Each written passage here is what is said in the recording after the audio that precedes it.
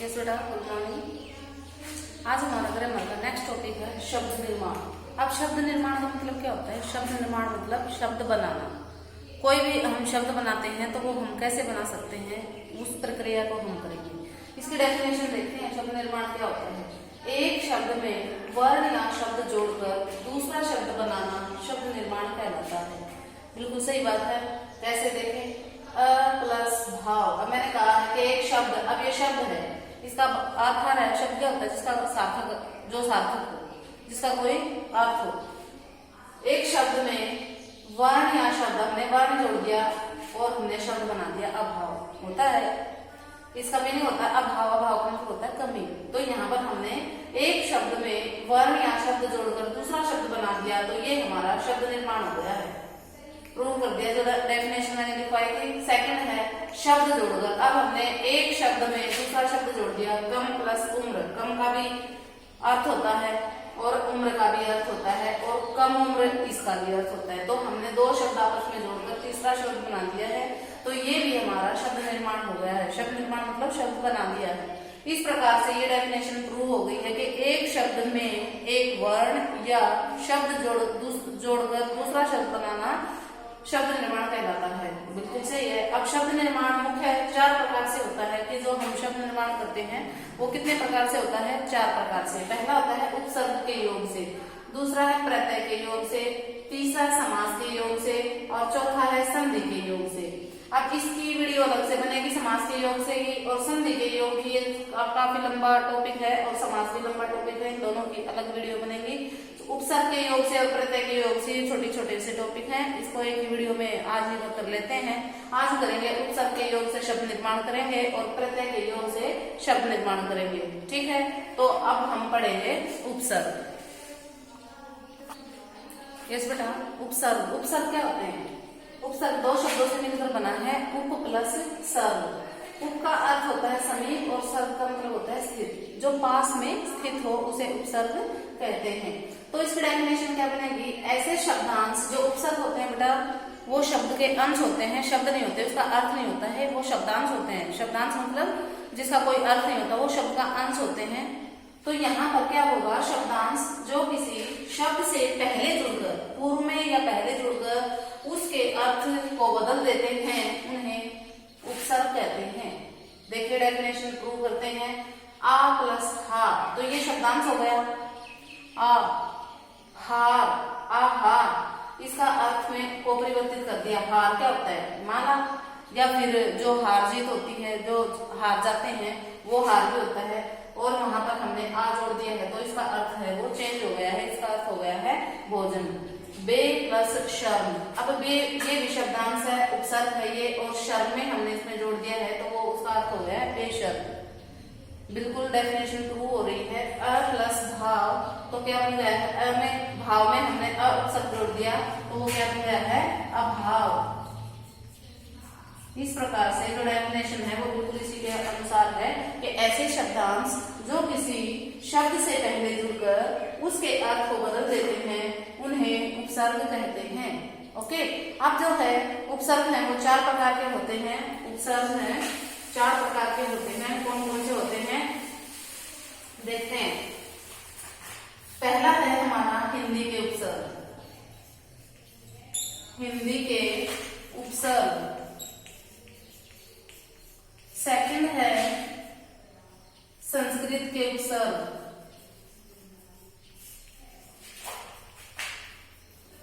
संस्कृत के उपसर्ग। थर्ड है हमारा उर्दू फारसी के उपसर्ग। और जो हमारा फोर्थ है वो है अंग्रेजी के उपसर्ग। उर्दू फारसी के उपसर्ग, और जो हमारा फोर्थ है वो कौन सा बताया मैंने? अंग्रेजी के उपसर्ग। ये हमारे उपसर्ग होते हैं कितने प्रकार के? 4 प्रकार के। पहला कौन सा बताया? हिंदी के उपसर्ग। अब इस बात का ध्यान रखेंगे, ये कॉम्पिटिटिव एग्जाम के लिए 1 वर्ड क्वेश्चन भी बन जाएगा कि हिंदी के उपसर्ग, हिंदी भाषा में हिंदी के उपसर्ग कितने होते हैं? 10 होते हैं। कुल 10 उपसर्ग होते हैं। संस्कृत के उपसर्ग होते हैं 22। संस्कृत के 22 उपसर्ग होते हैं। हैं, इसकी काउंटिंग नहीं आती है। अंग्रेजी के उपसर्ग है, इसकी भी नहीं पता होता है कितने हैं, वो आप कितने भी बना सकते हैं। लेकिन जो मेन दो हैं उनको ध्यान रखेंगे। हिंदी के उपसर्ग कितने होते हैं? 10। अब 22 है, वो पॉसिबल नहीं है लिखना, तो मैं और एक हिंदी के लिख देती हूँ। 10 कौन कौन से होते हैं?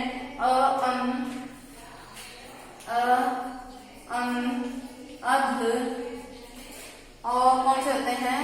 उन, दू, उन, दू। नेक्स्ट है बिन, नी, भर, और नेक्स्ट है क या कु, और स या सु। कितने हो गए टोटल हमारे हिंदी के उपसर्ग? हो गए हैं 10। अब देखिए अ का बनाते हैं। अ में हम उपसर्ग हो गया है, वो किसी शब्द में जोड़ेंगे और फिर उसका नवनिर्मित शब्द देखते हैं क्या बनता है। अभी जैसे अभी बताया था मैंने, अ प्लस भाव, अभाव, ये हो गया है उपसर्ग। ये हो गया है शब्द, ये हो गया है नवनिर्मित शब्द। नवनिर्मित शब्द ऐसे ही आप अपनी नोटबुक में करेंगे, नोट्स बनाएंगे। अब देखते हैं उन प्लस 30 क्या बन गया? 29। 29 उन का मतलब होता है कम, एक कम। 30 से एक कम क्या होता है?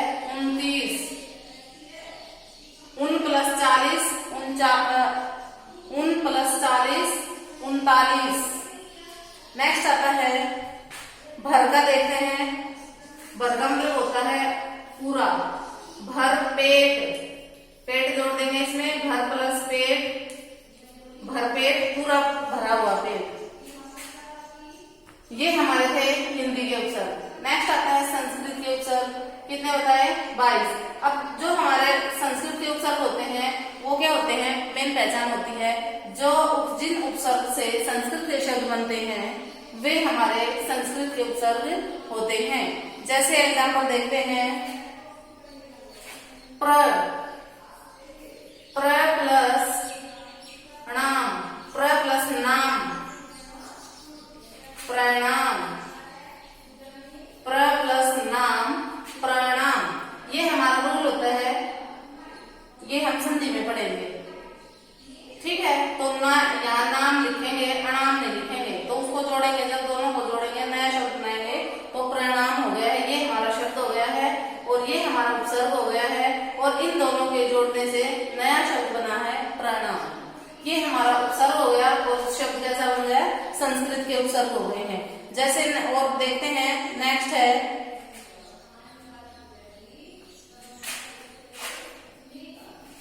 निस प्लस छल। निस प्लस छल, निस उपसर्ग हो गया है और छल हमारा शब्द हो गया है और नवनिर्मित शब्द बनेगा निश्छल।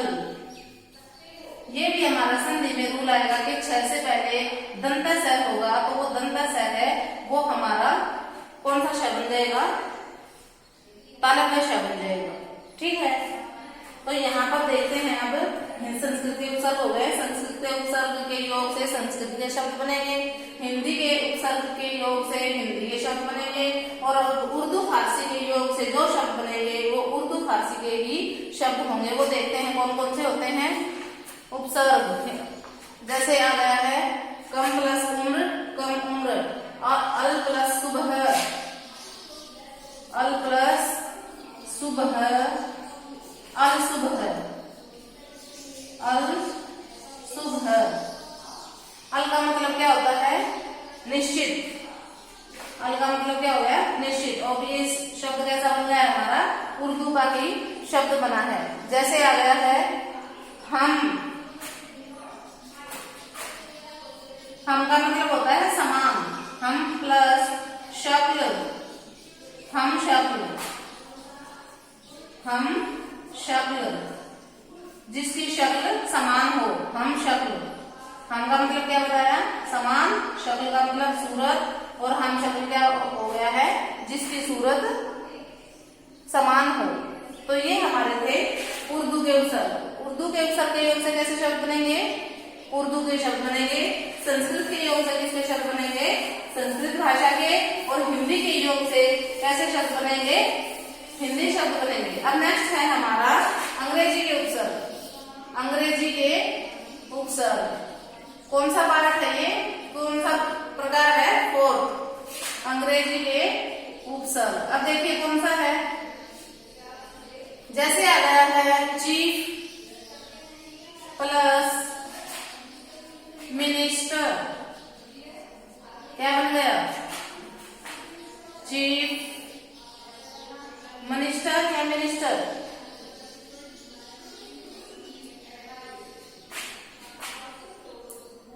Chief minister, chief plus minister, chief minister. Next है डिप्टी, डिप्टी प्लस कमिश्नर, क्या बन गया? Deputy commissioner, deputy commissioner, deputy commissioner. तो ये थे हमारे अंग्रेजी के उपसर्ग। नेक्स्ट आते हैं अब प्रत्यय क्या होते हैं। उपसर्ग क्या होते हैं? किसी शब्द से आगे जुड़ते हैं या पीछे जुड़ते हैं? प्रत्यय, प्रत्यय क्या होते हैं? देखो अलग अलग पहचान बता देती हूँ। प्रत्यय होते हैं पीछे जुड़ने वाले, और जो उपसर्ग होते हैं वो आगे जुड़ते हैं किसी भी शब्द के, और जो प्रत्यय होते हैं वो किसी भी शब्द के पीछे जुड़कर उसमें जो परिवर्तन होता है वे हमारे प्रत्यय कहलाते हैं। ओके, जो प्रत्यय होते हैं, जैसे एग्जाम्पल देखते हैं हम, लड़ प्लस आकू, मीठा प्लस आई,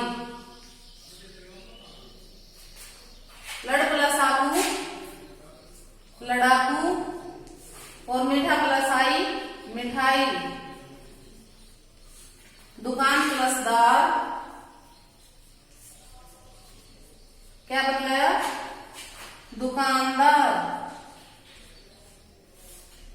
अब देखिए प्रत्यय होते हैं वो पीछे जुड़ते हैं। लड़ प्लस आकू, लड़ होता है लड़ना, आकू उसमें प्रत्यय जुड़ गया है तो क्या बन गया? लड़ाकू। मीठा प्लस आई मीठा। अब देखिए ये हमारा है शब्द हो गया है, इसमें प्रत्यय पीछे जुड़ गया है, नया शब्द बन गया मिठाई।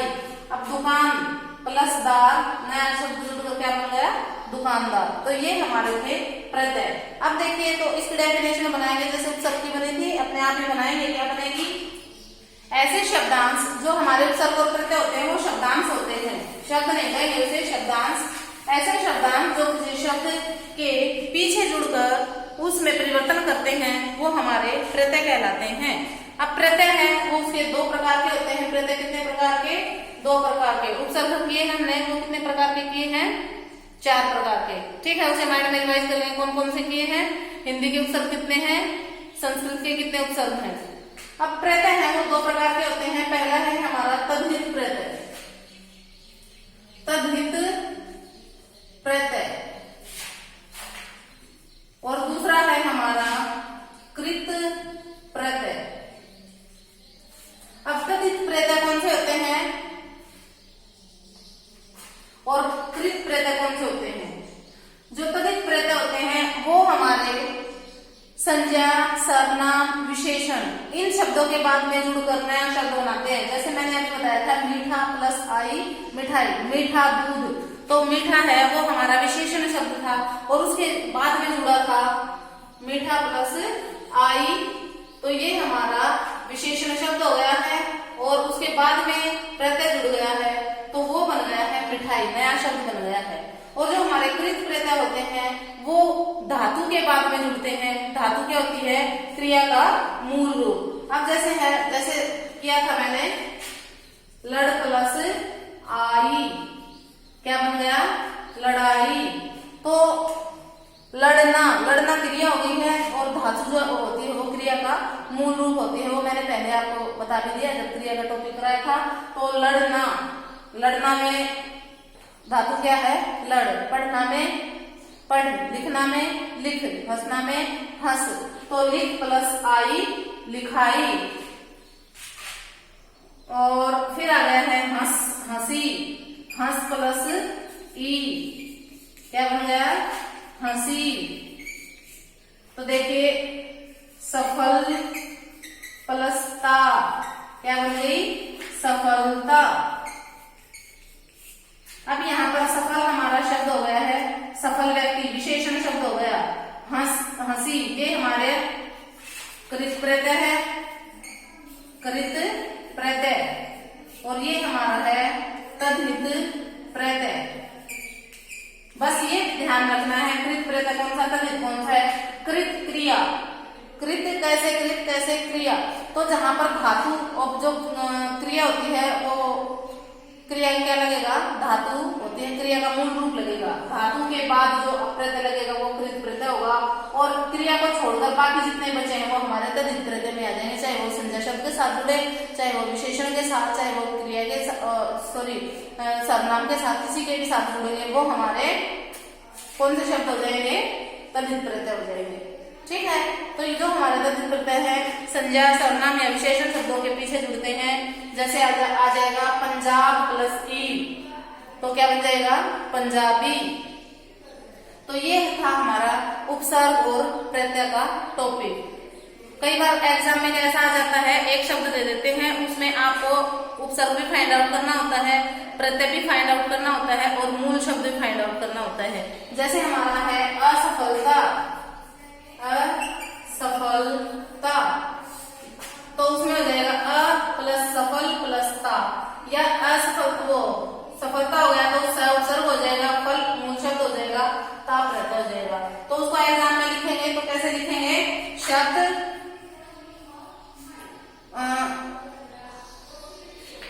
उपसर्ग